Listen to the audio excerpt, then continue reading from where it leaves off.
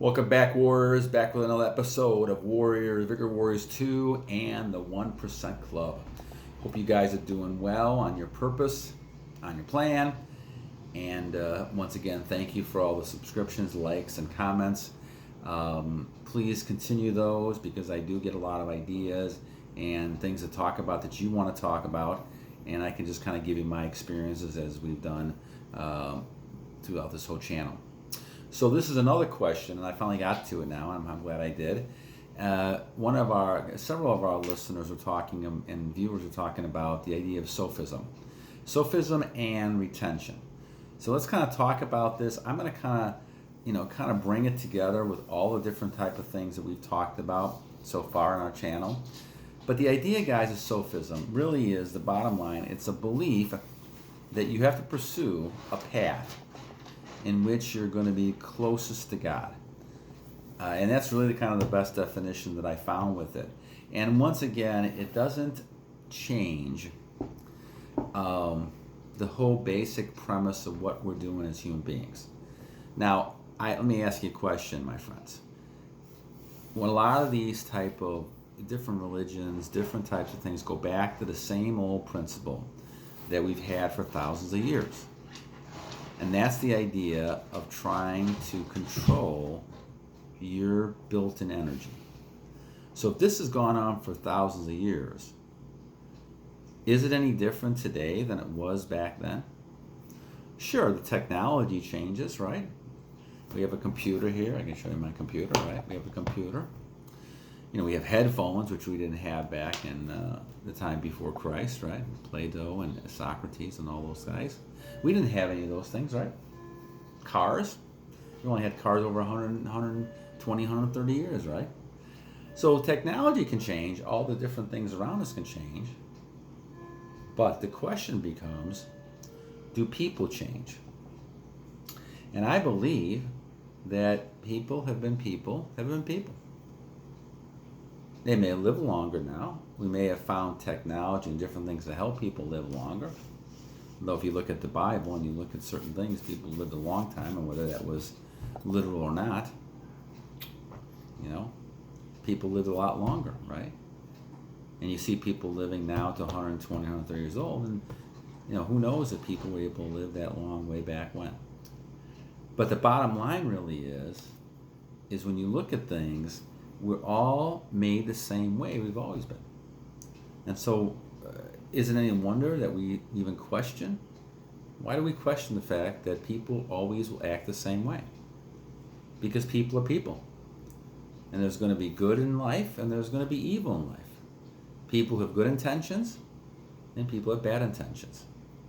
So hopefully, this 1% club that I'm talking to here, you guys are on the way for the good intentions. And what are the good intentions? Well, I believe that your good intentions is getting closer to your Creator and understanding your purpose in life, why you're here.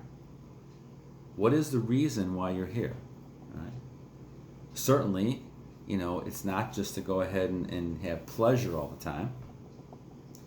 Certainly, it's not to take advantage of people and to kind of get what you can before you get out of this life, right? The idea, my friends, is that we're all trying to strive to become closer to our Creator, our God.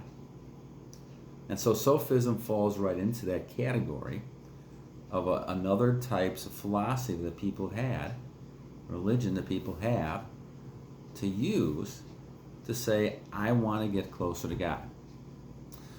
So one of the tenets we talk about, again, is this whole idea of retention, celibacy. And once again, you can term it a lot of different types of things. But let's examine why that's important. Why that's important is the fact that God has given you all this energy. He's created you. And we know through science that we are made of energy and matter. And because we're made of energy and matter, those things cannot be destroyed. You cannot destroy those things. You can transfer those things and make them into something else. Like, for example, when you have an ice cube and you melt it, it becomes a liquid. and then becomes a gas when it evaporates. The matter's still there, the energy's still there, it's just disappeared into something else. That's why when people think there's no such things as spirits and things around us, I think they need to think about this law of physics. Because there's obviously things around us that we can't see. And so we come back down as energy. And when we talk about chakras, and I'm going to do a video on chakras, that was a question people asked me about as well. Those are energy fields that we all have. That God has created within us, an energy field. And we can tell how important the energy field is because as you kind of get those things going, you become stronger or weaker. And as time goes on, the thought pattern, unless you do exercises like the Fountain of Youth and Retention, that you're basically going to kind of go to a certain period of time and you will just get older and older and older unless you understand this idea about energy. Now, guys, I'm talking about 1% club here. You guys all, 90% of you believe what I'm saying. Okay?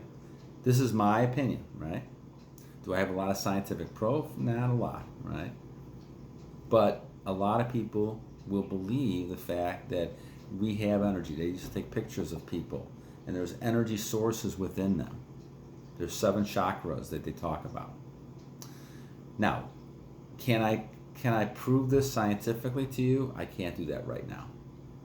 But I can tell you that I believe it very, very strongly. And I believe that energy is really important in you. And whether you have the energy, one of the 7 chakras, you have to continue to get those spinning. Those are spinning chakras, spinning energy vortexes that move around into you. One up here, down the middle of your body. I think we did a video on that. So the idea then is to make sure those things continue going fast. And we do that through exercises. But we also do that by keeping that energy level high. And we create energy level as we're getting older. And we create, as time goes on, we create those things within your bloodstream, right? Those things all add to the energy we have. So when it comes to Sufism and the idea that you want to get closer to God, doesn't it make perfect sense that you want to go ahead and save your energy? Because your energy was given to you by the God, your creator. Whatever you call it. Whatever you call your God. That God then is going to go ahead and make sure you have a strong energy source so you can live a prosperous life. But the thought pattern then is that you have to take the responsibility with this life that has been given to you to do 2 things. One is to go ahead and maintain a great life so you can serve the purpose that the Creator has for you. And the second is to create offspring so that you can go ahead and kind of perpetrate and keep the race going, right? Continue to do that and procreate that when the time comes. And that's why I always say that the only exception I have to the retention rule at this point in my life is to have children. So guys, when we look at this, and Sufism is very interesting to me, especially from the retention standpoint, because here's another one of those tenets that people believe very strongly in, that you have to learn how to control yourself. This all comes down to not controlling people around you. When you see that people are trying to control people around them, that's really a case of them being very insecure. Micromanage people who are on bosses and people like that, or when you have somebody in a relationship who is a very micromanaged person and they're trying to drain you all the time, with drama and different things like that, those people are very insecure because they don't believe that they're responsible inside or they can change themselves. They can make their life better. And so they're not really close to God. And I think the only way you become close to God is basically not allow a lot of these distractions around you. And when I talk about distractions, I'm not just talking about the good-looking girl walking across the street. I'm not talking about the images you may see on your phone and computer. I'm not just talking about the people you meet. I'm also talking about things like food, gambling, all these addictions that people have because they're buffering, trying to get to their God. And I think this is the lessons we learned from people like Malcolm X, who did 12 years. And I think 12 years is the way that I've heard many people tell me that that's how you get closest to your Lord. And so that's really what I'm shooting for. I'm shooting that started this at 58. And by the time I get to 70, I feel like I should be the closest to the Lord that I can be. And that's when, to me, I get more and more excited because I believe there's another world out there besides what we're seeing. In fact, what we're seeing, to me, is an illusion, matrix. And when people see this and they look at this and say, you should be acting this way, I'm finding so many examples now, really the way it should be is the opposite. And I think that's why they say that we're not of this world, we're really of a different world. We're just living in the world right now.